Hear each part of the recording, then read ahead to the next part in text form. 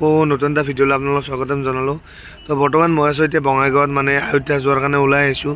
তো আজিৰ পৰা আমাৰ ৰাইডটো ষ্টাৰ্ট হৈছে, আপোনালোকে সকলোৱে আশীৰ্বাদ কৰিব আৰু ভিডিঅ'বোৰ মই এনেকৈ দি থাকিম যিখিনি পাৰোঁ।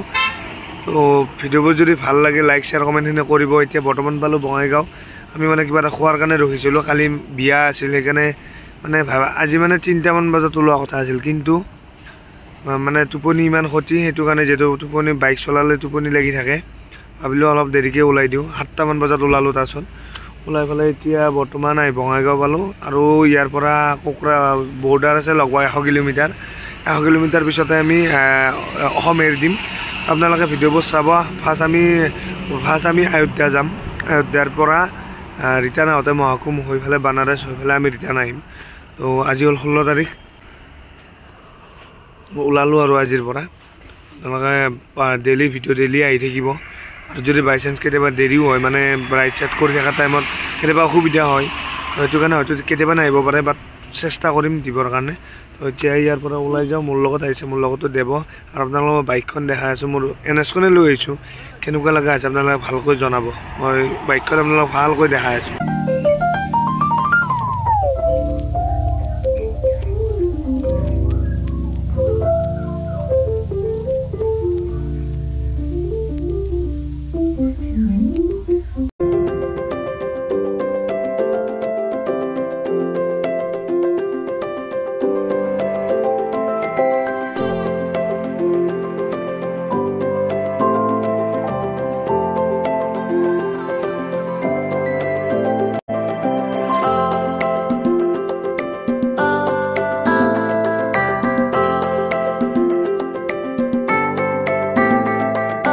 তো বৰ্তমান এতিয়া আহিপালোঁ পৰমবস্তি নামৰ ঠাই এটা, মানে আপোনাৰ তেলিপাৰাৰ ওচৰতে হয়। তো ইয়াৰ পৰা আৰু শিলিগুৰি আছে 161 কিলোমিটাৰ। তো আজি মোটামুটি 3টামান বজাত যাই পাব লাগে শিলিগুৰি, আৰু আজি যিহেতু যোৱা কথা আছে মুজফ্ফৰপুৰ, কাৰণ ইয়াৰ পৰা লগভগ 525 কিলোমিটাৰমান হ'ব মুজফ্ফৰপুৰ।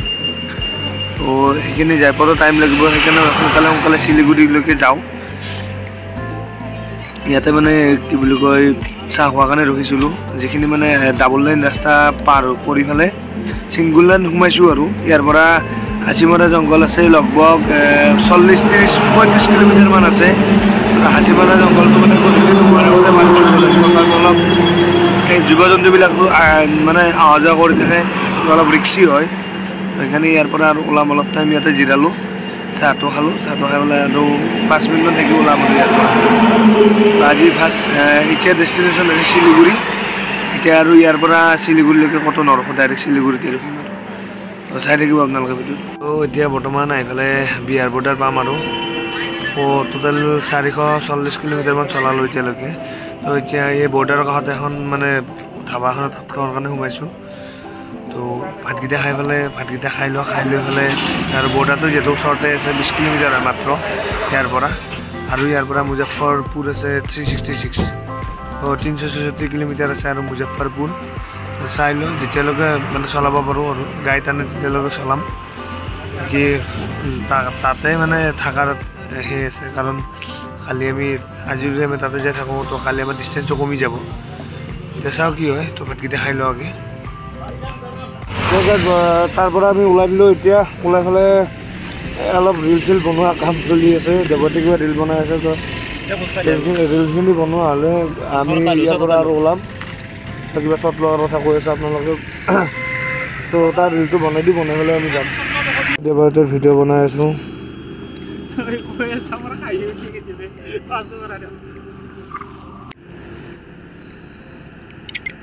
ফটোকেইটা তুলি পেলাই যাম আৰু ইয়াৰ পৰা।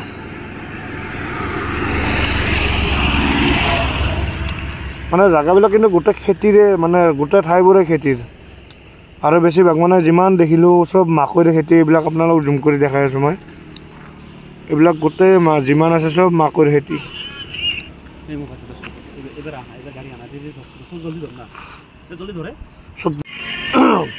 তো এইখন হৈছে মোৰ বাইকখন NS200 2023 গাড়ী। এইখন লৈ মানে আজি টাউন দাৰ্জিলিং টাউন এইবিলাক গোটেইখিনি কৰিলোঁ। তো এতিয়া কৰি আছোঁ আয়োধ্যা বানাৰস। তো এইখনে গাড়ী।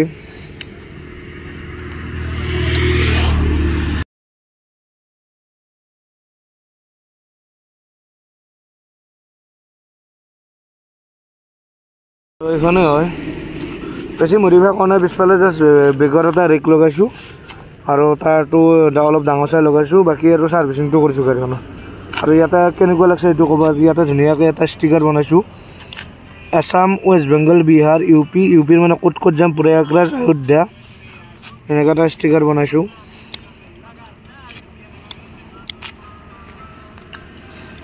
সানছেট তো সানছেটটোৰ অলপ মজা লৈ আছোঁ সানছেটটো আপোনালোকে চাওক ইয়াত তো আৰু কাৰণ 5টা বজে হৈছে আৰু এতিয়া সানছেট হ'ব হ'ল তো বহুতে ভাল লাগি আছে আৰু ইয়াৰে যিমান আশে পাশে বেছিভাগ মানে আমি যিমানখিনি দেখা পালোঁ চব খেতি আৰু হয়তো কবিৰ খেতি নহয়তো মাকৈ খেতি আৰু আগত দেখিও এইটো কিবা খেতি কৰি থৈ দিছে এইবিলাক কিহৰ খেতি গম নাপাওঁ এইটো গোটেইখিনি খেতিয়ে হয়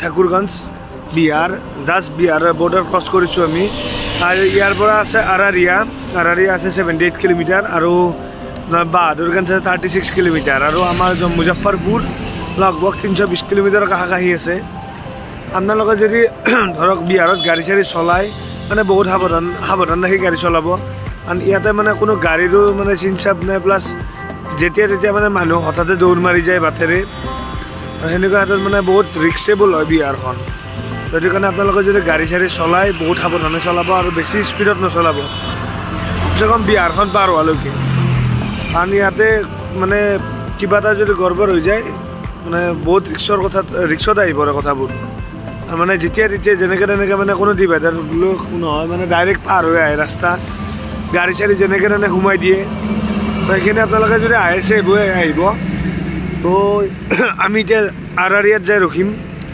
আৰাৰিয়াৰ পৰা আৰু লগভগ 200 কিলোমিটাৰমান থাকিব চাগে এতিয়া বৰ্তমান যাই আছোঁ আৰু আন্ধাৰে হ'ল 5:30 বাজি গ'ল তো অৱস্থা লাহে লাহে অলপ বেয়া হৈ আহিছে কাৰণ কিমান কিলোমিটাৰ হ'ল ন কিল চিষ্টেম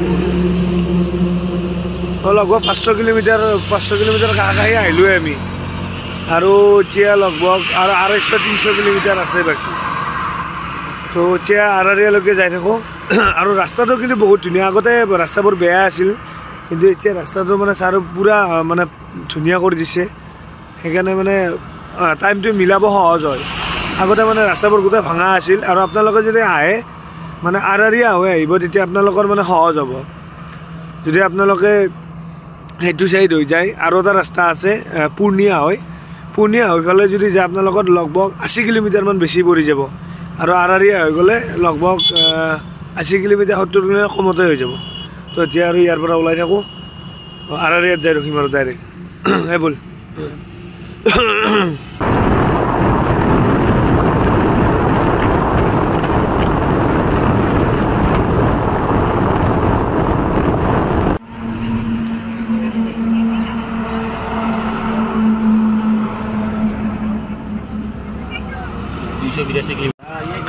তো বৰ্তমান এতিয়া আহি পালোঁ কিবা বিহাৰৰ কি বুলি কয় এইটো ইছলাম চক নেকি তো বৰ্তমান এতিয়া আহি পালে কিবা বিহাৰৰ ইছলাম চক নে কিবা লৈ আহি তো ইয়াতে চাহ খাবৰ কাৰণে ৰখিছিলোঁ আৰু এটা গুড নিউজ আছে মানে লগৰ ল'ৰা এটা আমাৰে লগৰ ল'ৰা হয় তাৰ ঘৰ মানে মুজফ্ফৰপুৰতে তাৰ পৰা 40 কিলোমিটাৰ নেকি ভিতৰত তো থকাটো আজি তাৰ তাতে হ'ল গোটেইখিনি আলোচনা কৰিলোঁ সি লোকেশ্যন দিলে তো সেইটো এটা ভাল হ'ল আমাৰ আজিৰ দিনটো খৰচাখিনি বেছি গ'ল থাকা হোৱাৰ এতিয়া আৰু ইয়াৰ পৰা চাহ খালোঁ চাহ খাই পেলাই এতিয়া ইয়াৰ পৰা ডাইৰেক্ট যাম মানে মুজফ্ফৰপুৰ তাৰ ঘৰলৈকে তো ভাল লাগিছে আহি পেলাই জেগাবোৰ বেয়া নহয় ৰাস্তাবোৰ বিশেষকৈ বহুত ধুনীয়া ৰাস্তা ভাল লাগিছে বহুত আপোনালোকৰ মই চাৰাউণ্ডিংটো দেখাই আছোঁ মই ক'ত বহি আছোঁ तो ये जगह का नाम क्या है? सिमराई बाजार है ये। सिमराई बाजार।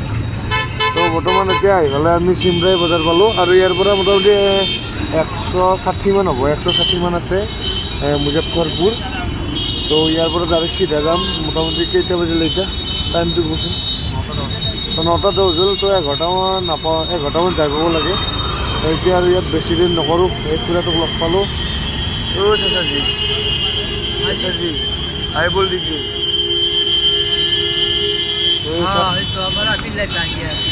তো এই চাচাজিক লগ পালোঁ তেওঁ সুধিলোঁ এড্ৰেছটো তো এতিয়া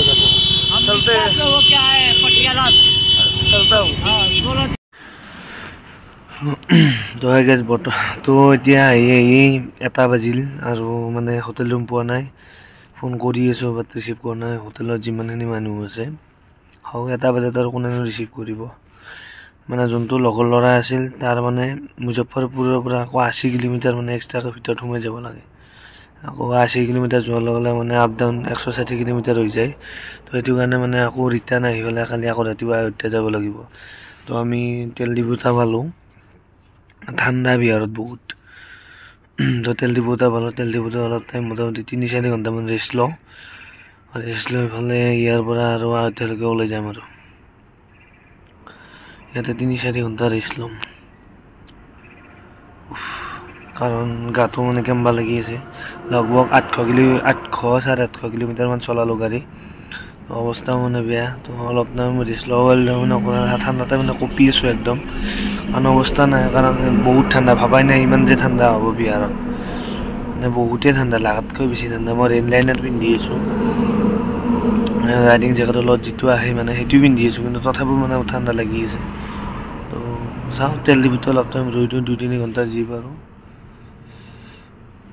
আৰু ৰাতিপুৱা ওলাম আৰু ইয়াৰ পৰা কাৰণ এতিয়া আৰু হোটেল ৰুম নাপাওঁ যিহেতু আৰু মানে ইয়াতে কি হয় চাৰিওফালে মানে পুলিচৰ গাড়ীবোৰ মানে ঘূৰি থাকে ক'ৰবাত কিবা আৰু লাফৰা হোৱাতকৈ তেল ডিপুতে ৰৈ দিয়াটো মোৰ কাৰণে ভাল সেইকাৰণে দেৱতকো ক'লোঁ মই তেল ডিপুতে ৰৈ দিওঁ এতিয়া 1টা বাজিল লগত 3টামানলৈকে ৰৈ দিম তাৰপিছত 3টা বা 4টালৈকে 4:30-5টামানত ওলাই যাম আৰু ইয়াৰ পৰা তো আপোনালোকে ভিডিঅ'টো কেনেকুৱা লাগিছে ক'ব আজি যিখিনি পাৰিছোঁ দেখাইছোঁ তো যদি ভিডিঅ'টো ভাল লাগিছে কালিৰ পৰা আৰু ভাল ভাল ভিডিঅ' পাব আয়োধ্যাৰ ভিডিঅ' পাব কালি আয়োধ্যা যাম তো ব্লগবোৰ চাই থাকিব এতিয়া আৰু অলপ ৰেষ্ট লওঁ ইয়াতে